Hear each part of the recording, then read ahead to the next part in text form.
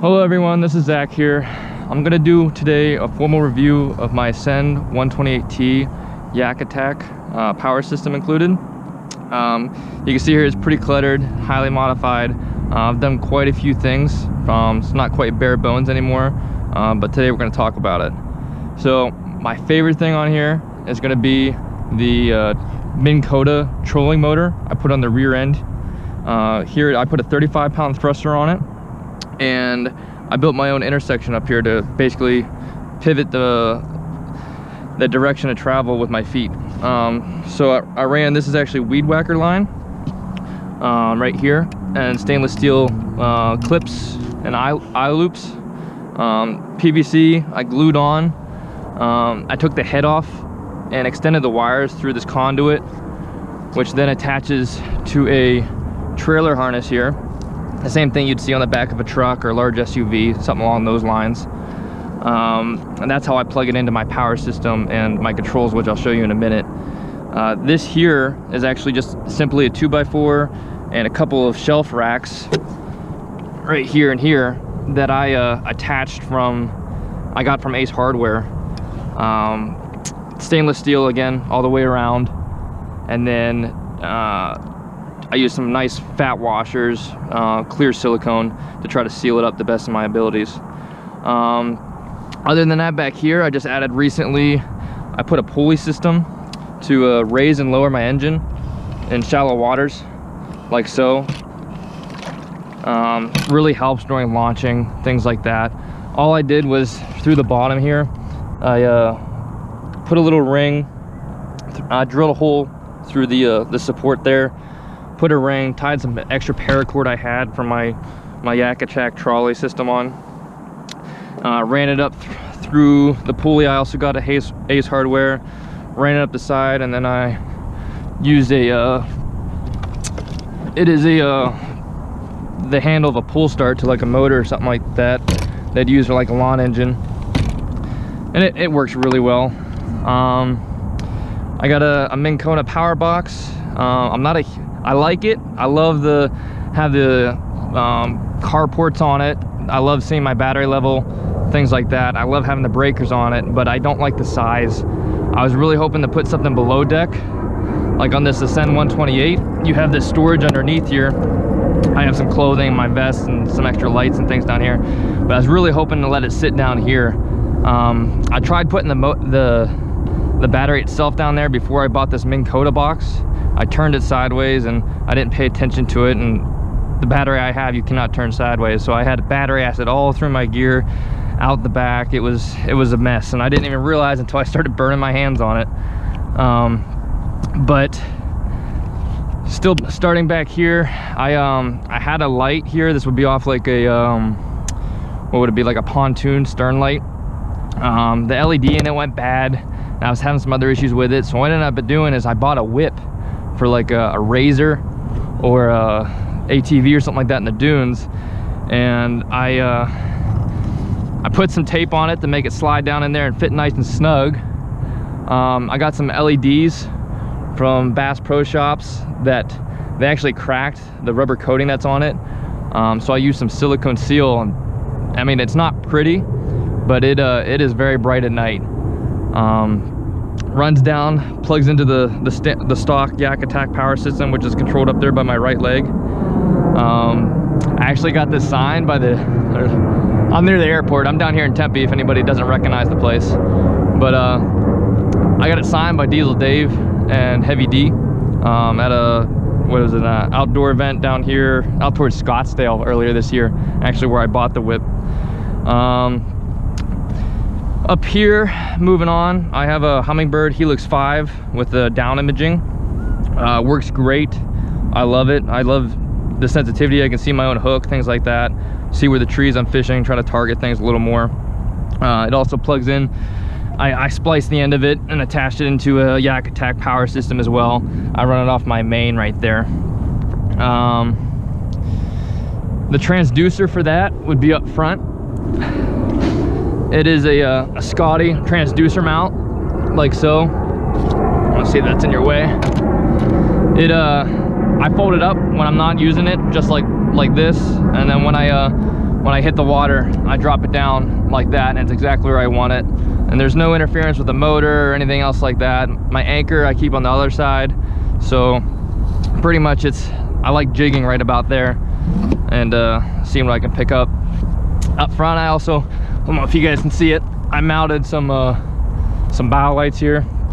They're red and green. I like doing a lot of night fishing. I drop a green light down, try to pick up some lake striped bass, things like that. I just got some new rod holders recently. 4 of them, they're adjustable, pretty standard. I like everything kind of symmetrical, so I ended up covering my cup holders, but I never really use them anyways. For my anchor, I got a nice little 10-pound mushroom. Works great. And then along with that, let me push it out a little bit, I got the Yak Attack trolley system, which is also new to me. I just mounted it, but essentially it lets me adjust my anchor point in currents or winds either way I want, and you can lock it to keep it in place wherever it's at. And I have the pulleys for this go clear on each end, so it goes the whole way back by the motor and the whole way up there by the light. But yeah, that's pretty much the gist of it, the main things. This boat is awesome. I can stand up on it. I put a 35-pound thruster on it. I'd feel comfortable going up to 55 if I needed to, but so far I haven't wished for more power. I've done a lot of winds, I've got caught in a couple storms. This thing pretty much handles it all. And the nice thing about this topwater kayak is it's got scud plugs everywhere. So I've dove through the waves multiple times, not only from wake boats but storms, and it crashes over. Yeah, I get a little wet, but it all drains out immediately. I haven't had any issues that way. I do run 2 batteries on here. I run one for all my lights and sonar, and then I use that big one back there solely for the motor. Under here is my little battery that I run for my sonar, and in here you can see, let me try to see if I can find it. This is the Yak Attack power brick that's in here. There's a few extra plugs right here that are always hot. They don't go off this dial, but I've never had a use for them. I kind of keep it all tucked away down in there. I keep some of my little lures, hooks, things like that. And I like a lot of bait fishing, so normally I do some trolling, and then I'll throw some cut bait or some stink balls or something like that out. But yeah, and then how I steer, I can show you all real quick as well. I use these pedals here with my feet, and then as I rotate, it turns my motor in the back. I use this weed whacker line again. I ran it up. I drilled out the locking mechanism that holds these in place, and basically so they're set free. But right here, this is the dial. Basically I took the control that would be in the head of the Minn Kota, and I moved it all up here. I extended all the wires, and this is a universal switch that you can pretty much buy at any hardware store, and I tapped into the top of that to place it. So my motor's three down and 5 up. So for me, reverse, the way it's set up here is gonna be like that. And you see the motor kicking. I'm gonna go forward so I don't hit the dock, but I got 5 forward, so there I go. Again, I use my feet to steer, so I want to go left, push my left leg out. I want to go right, I push my right leg out. I always keep a paddle just in case. You never know, electrical issues, battery dies, whatever. I don't want to be stranded and trying to use my hands to crawl back to shore. But yeah, I'm down here in a beautiful lake down in Tempe, Arizona, in the larger Phoenix area. I'm gonna try to do a little bit of fishing today, see if I get any luck. It's my first time out here trying to catch anything. Normally I'm up at Lake Pleasant or Lake Bartlett, but I figured I'd try something a little different. Avoid the big boats, kind of nice peace, quiet, some beautiful scenery, great architecture. So talk to you guys in a little bit, and hopefully we get something on the line.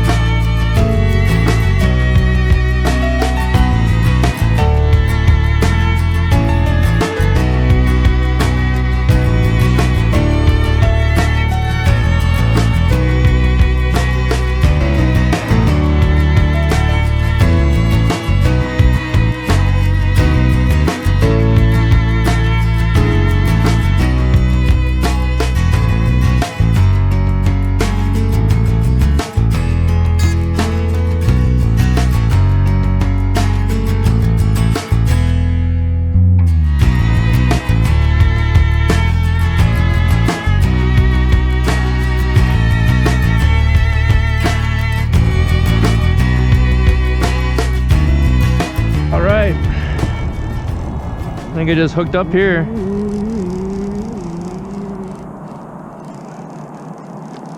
White crankbait. Hit it pretty solid. Yeah, little guy, looks like.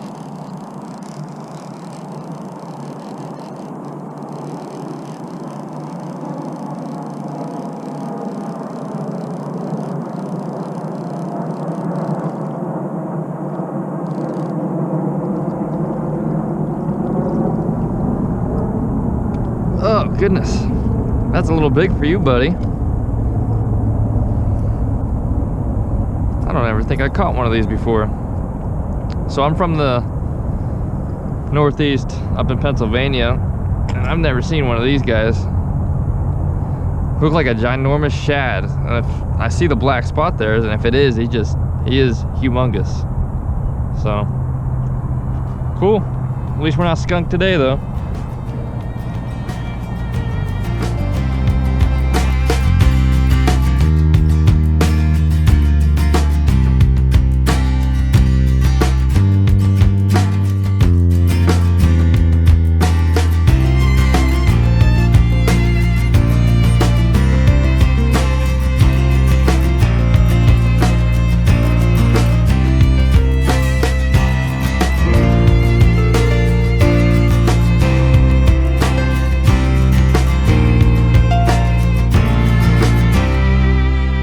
Alright y'all, well, I haven't got any more bites today.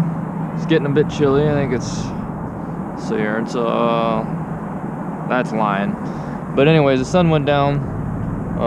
Getting a bit hungry and got a little bit of a drive to get back. So I'll talk to y'all on the shore.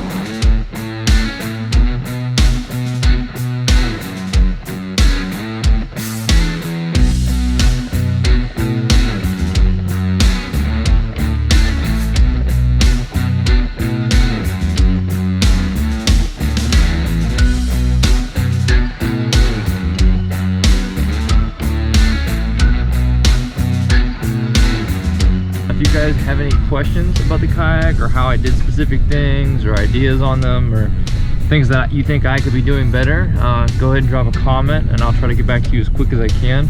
This is a brand new page for me, brand new idea. I start it up and see where it goes. It may go nowhere and I won't be upset, but if it went somewhere, that would be pretty cool too. I've been all over the world fishing in Europe. I was out there for a couple years and I grew up again, like I said earlier, in the Northeast. I'll be ice fishing this February.